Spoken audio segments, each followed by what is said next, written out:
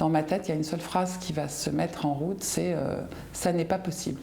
Ça n'est absolument pas possible qu'effectivement Antoine perde la vie. Je suis Fabienne Legrand, je suis auteure-illustratrice et je viens de sortir un livre au Cherche Midi qui s'appelle Courage Antoine. Ça commence août 2014. Antoine, qui a alors 17 ans, est pris de fièvre, d'une très forte fièvre et de douleurs au thorax. Quelques heures plus tard, la fièvre persiste, les vomissements également, donc on part aux urgences avec Antoine. On est renvoyé à la maison avec juste un diagnostic de gastro, avec du coca, juste pour soigner ça. Le lendemain matin, Antoine est à semi-conscient, il ne tient plus sur ses jambes, donc avec son frère, on le tracte et on le met dans la voiture et on repart aux urgences. Et donc il va falloir quand même un certain nombre d'heures pour déterminer qu'en fait, il est dans le coma, mais il a une méningite foudroyante.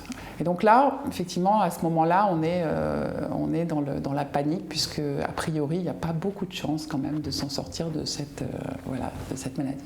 Il faut que je commence à consigner quelque chose par écrit, ne serait-ce que si ça se passe mal pour savoir ce qui s'est passé, et si Antoine s'en sort, pour lui raconter ce qu'il a un peu raté, puisqu'il n'est quand même pas totalement conscient. Une amie va me donner ce conseil très judicieux de créer un groupe fermé Facebook en y invitant la famille, les amis. Parallèlement, une de mes amies, un de nos amis proches qui est aussi producteur, ces deux-là vont commencer à nous envoyer quelques photos d'animateurs de télévision qui vont brandir des papiers avec écrit « Courage Antoine ». Notamment, Éric et Quentin, qui travaillaient à l'époque au Petit Journal, eux vont écrire « Courage » avec cette orthographe si particulière, K-O-U-2-R-A-G-E. Et puis on poste ces fameuses photos, et ça va créer un espèce d'élan un peu viral. Et donc je vois affluer chaque jour quantité de photos que j'imprime, que je mets dans ma belle pochette rouge, et j'arrive chaque jour à l'hôpital et j'accroche ces nouveaux visages sur les murs autour d'Antoine. Par rapport à toutes les chambres, effectivement, toutes blanches de l'étage, il y a une énergie incroyable qui se dégage de ça.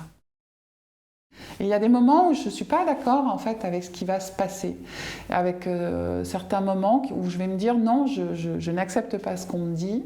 Je vais demander au chef de la réanimation de pouvoir faire intervenir une ostéopathe et effectivement il m'opposera un refus absolument terrible en me disant que c'est hors de question. Donc j'organise à un moment donné à la Pitié-Salpêtrière une visite un peu effectivement en douce de l'ostéopathe pour venir soigner Antoine.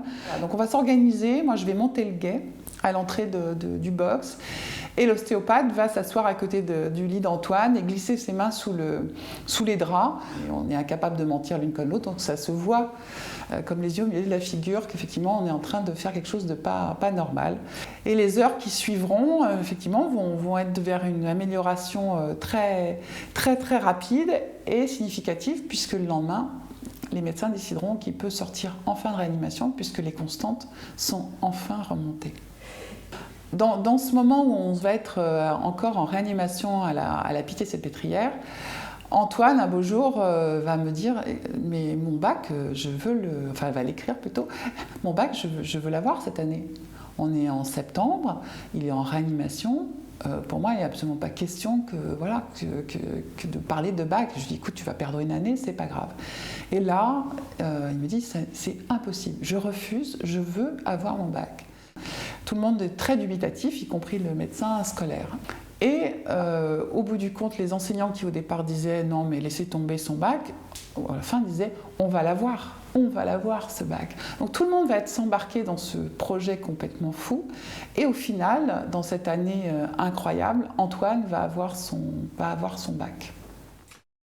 Quand j'ai annoncé au groupe Facebook qu'on allait clore le groupe, puisque Antoine se sortait de là et qu'il n'y avait plus raison d'être, de continuer cela, j'ai eu des messages de personnes qui me disaient « Ah, mais tu nous laisses tomber, mais nous ça nous faisait du bien, mais on aimait lire ça, et puis on aimerait d'ailleurs bien lire l'intégralité de tout ça. » Et donc l'idée du livre, c'était aussi pour pour parler de ça et puis pour aussi dire que parfois, dans les chemins qu'on peut avoir, notamment dans la santé, on est souvent un peu pris comme des enfants dans un chemin qu'on n'ose pas trop contester parce que voilà, on est face à une inconnue.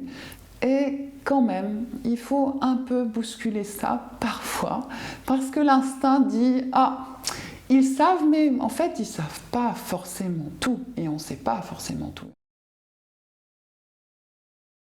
Je suis visible.